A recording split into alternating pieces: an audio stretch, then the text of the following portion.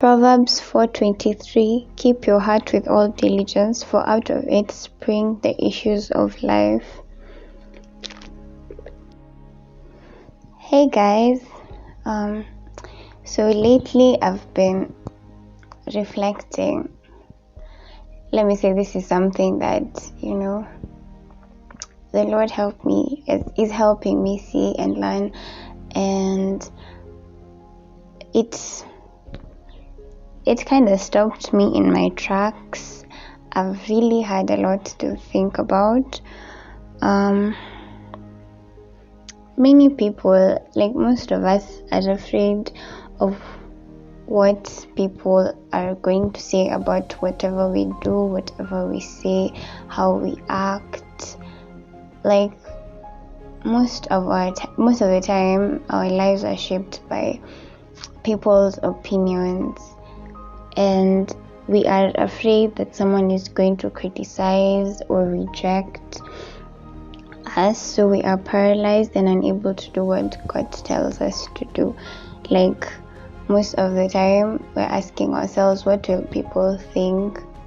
For example, if you're called to, say, start street evangelism, and you're thinking to yourself, if a friend of mine or people I know just pass down that street, what will they think?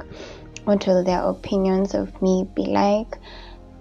And that is paralyzing, because the Bible says in the book of Proverbs 29 verse 25 that the fear of man brings a snare, but whoever trusts in the Lord shall be safe.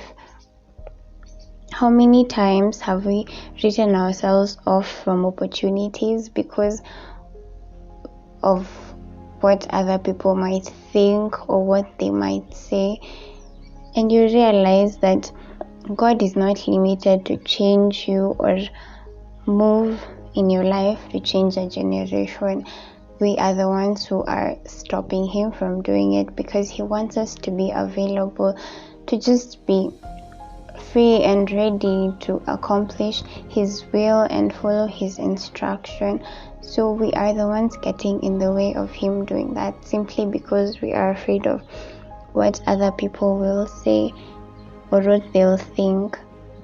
And you can relate this with the story of the Israelites, when the first time Moses sent Joshua and Caleb as spies. They saw themselves as locusts or grasshoppers, locusts in the eyes of those sons of Anak who were giants. But you realize that when Joshua sent spies, like when after Moses died, Joshua sent some spies, and Rahab told the spies that the whole city is scared and afraid of them, because they have heard what the Lord has done for them, and they are like they're not at rest, they're not at ease, knowing that the Israelites, the land that they live in, has been delivered to the Israelites. So this entire time they had let that whole fear of the sons of Anak kind of paralyze them, and they come to realize that this is a land that God had already given them, but this whole time they were the ones who were afraid of seizing what was already theirs. So let's just step out of other people's opinions kind of mentality, because it's crippling, to be honest. And you can also relate that with the story of Saul.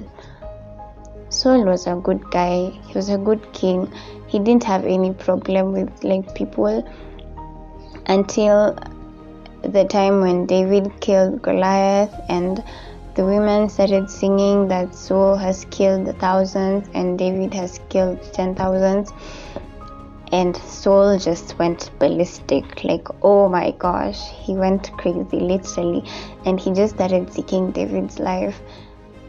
I'm just going to leave you guys with this statement that if you live by the praises of men, their criticism will kill you. So let's desire to have that purity of faith that we once had, when we got born again. Like, guard your heart.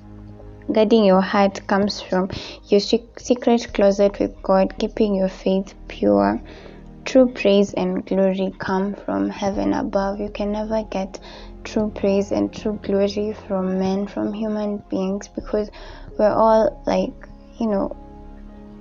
mortal beings on earth, and God is the supreme. So his opinion is the one that matters most, because he chastises those he loves. People might tell you stuff that you want to hear, but God will not tell you something to please you. 1 Samuel 16 and verse 7. But the Lord said to Samuel, do not look at his appearance or at his physical stature, because I have refused him. For the Lord does not see as man sees. For man looks at the outward appearance, but the Lord looks at the heart. Romans 12:11-12. Be kindly affectionate to one another with brotherly love, in honor, giving preference to one another, not lagging in diligence, fervent in spirit, serving the Lord, rejoicing in hope, patient in tribulation, continuing steadfastly in prayer, distributing to the needs of the saints, given to hospitality. Bless those who persecute you, and do not curse.